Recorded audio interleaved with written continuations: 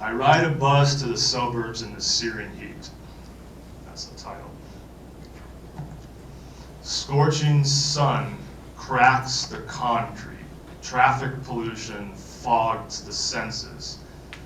I slouch at the back of a graffiti-stained bus from downtown to the suburbs. Next to me, yelling over his flip phone, a drunk berates his girlfriend. Marijuana, body odor, and fast food wrappers invade my nostrils. A vintage Mustang honks at a scantily clad bicyclist outside on the street. Searing heat cuts through the window and amplifies my melancholy. I make attempts to capture the alienation on my smartphone. In the suburbs, lawns are tidier and the bus routes begin to thin. I arrive at the astral projection class in the community center. The teacher, an intruder from the east, fuses creativity and mystery. I grab a seat in the front row, my melancholy evaporates. If my physical body can't escape this wasteland, maybe my astral body can.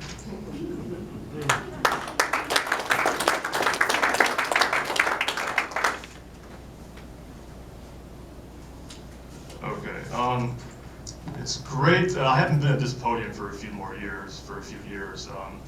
Last time I was up here, I was reading some research that I did about a famous San Jose painter named Astley Cooper, who lived over on 20th Street about 100 years ago, and paid off all of his bar tabs by painting nude images of women, basically, and trading them to the bar. Okay, that's like 100 years ago. But so I haven't been up here since then. So this is great to be. I went to this school. This university gave me 2 different degrees in the 90s.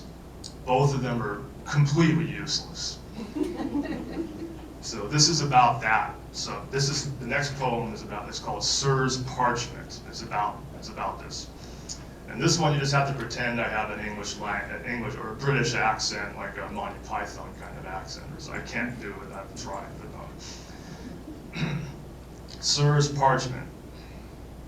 You, Earl of Parchment the First, color of faded canary, articulated with regal strokes of brush, flattened between stylized glass, radiating holiness from your floating frame. Anointed with scholarly oil, your fragrance exudes the arrogance of expertise as you anticipate a path with blinders on toward afterlife.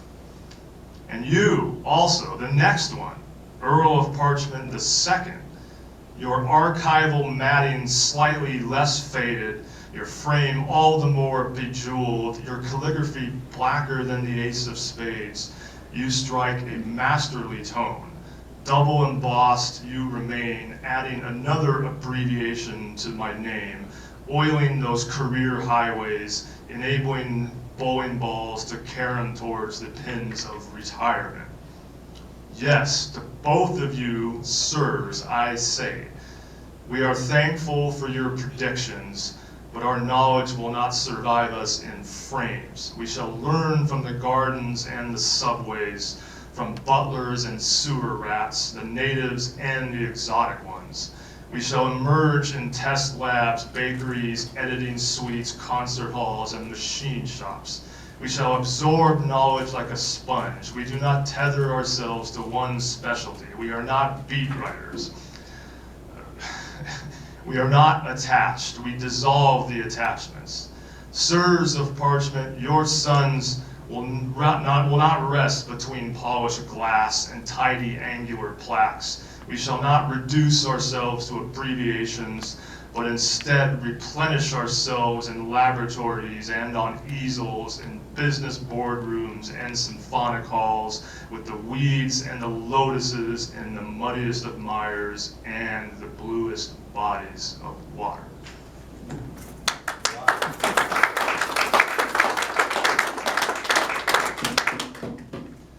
Okay, for those of you who don't normally infiltrate this crowd. There's an event every year at the San Jose Museum of Art where they invite poets to respond to the artwork that's in the museum. It's an incredible event. It happens every April, I think, and what they do is as the poet, you get to go and pick which artwork in the museum you're responding to. You can say it's ekphrastic poetry, or you can do whatever you want. But I participated in this about 4 or 5 years ago, and the result got published.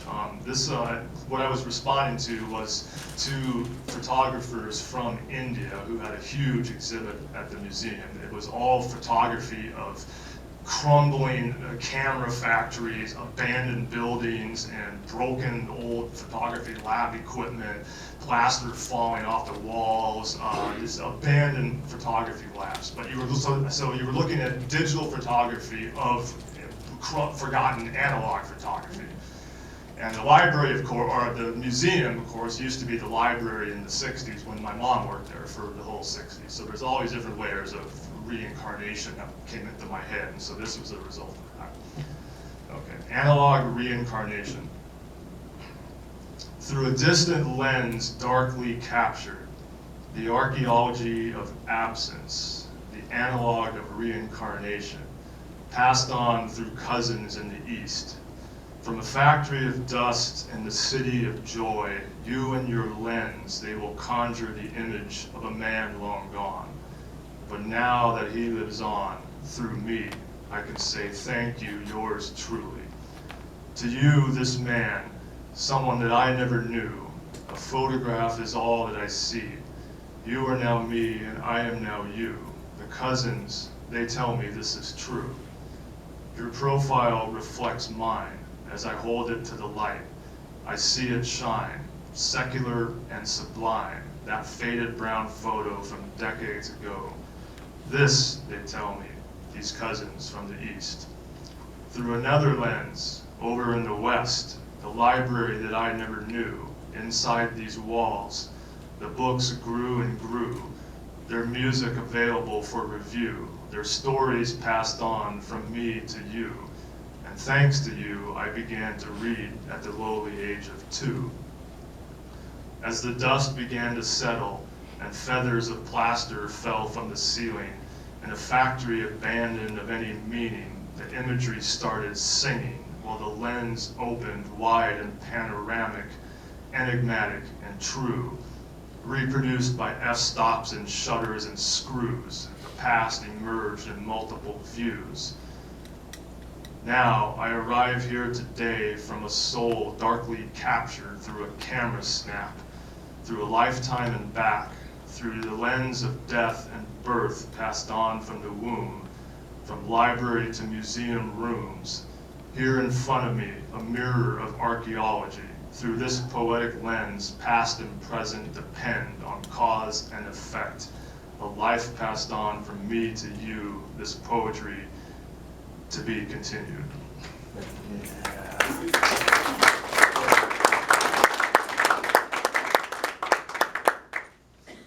Okay. Sonnets are back in vogue again. Did you guys know that? So I wrote one. I didn't know this was a sonnet until somebody else told me. They said, well, there was 14 lines, there was a volta at the end, so you just wrote a sonnet, congratulations. So it's really short. This is called Gas Station Sonnet. Deep breath, all right. On a curb outside the gas station, the air swelters where we sit. A weed emerges from a crack in the asphalt. I'm inspired by its will to live. Inside the convention center at the Combustible Energy Summit, gasoline junkies wear lanyards and slime, trading bribes and plotting their populism to butcher mankind. As she and I melt into concrete, I can smell the sulfur, the weapons, and the fiery blight. Weeds have always been my heroes, so I put my hand on her thigh and and wait for the air to ignite.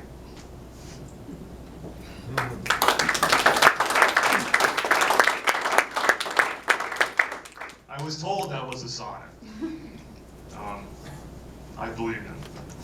Okay, I usually end with a few different travel poems, but I'm not going to have enough time. So what we'll do is we're going to put this up for a vote. You want Italy, Switzerland, or Dublin, Ireland? Okay, if you want Dublin, Ireland, raise your hand. Okay, that's already a majority. So okay, and then I'll have time for one more after this. Okay, this is a hotel in Dublin. It's called Trinity City Hotel. It's right around the corner from the university where the Book of Kells is, and there's a just lounge and a bar there called Cafe Cairo with all this Egyptian and Bohemian kind of garb hanging all over the place. And so I just sat there, and Dublin can be lonely if you're a sober person. Okay, it's like one of the drunkest places in the world. Okay, but in a good way. But so this is what I wrote in that hotel, more or less. It got published a couple years later, or maybe the next year, so a couple years ago. Cafe Cairo, Trinity City Hotel. Outside, sacred muses hang from rear view mirrors on beads in taxi cabs navigating ancient Dublin streets as canals divide the merry landscape of locals. Stone fortress, austere college and library genius, they cast a book of spells on tourist mobs and a rainbow of tongues on this emerald island of mystery. Inside Cafe Cairo, a slice of plastic, room key muse, by your laptop, prosaic prefab wafer, oozes divine commonplace, guiding the keystrokes as you invent your own canals on bedspreads and lobby sofas. Your book of spells, it casts forth from this sacred hotel cafe, decor of East and West, sprinkled with antiques and Tony figurines, bedazzled, its charm alive with Rumi and Yeats, channeling on couches with exotic velvet grooves, black against maroon. Rejoicing you and your Dublin business, they conjure the muse to rolling stacks of glassware, mahogany tables, pots of tea, and chill-out beats.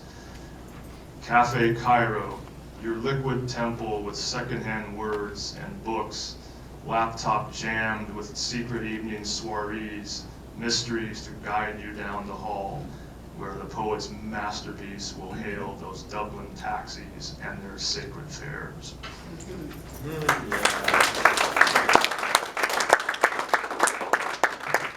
Okay, I got time for one more.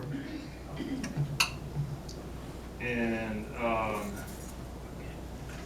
this one is called Frida Kahlo Injects My San Jose Psyche. Hey, Frida, it's really short. Hey, Frida, don't give up. Don't leave this town just yet. Color the subdivisions a better shade of pale. Convert the beige to aquamarine and chartreuse. Dye the squares a deeper blue. Go Godzilla on the SUVs. Paint a selfie just for the sheep on TV. These lonely blues, they need some shade on a miserable day. Tweak your palette, use it all the way to East San Jose. Ignore your silly pride, it's 20 years too late. Mix turpentine from the empty pools where kids love to skate. Don't give up, loosen your flesh, paint it solar, see it drip and start to crawl. Color me in suburban sprawl where the deers in my headlights forever roam. Make me surreal, take me home. Thank you.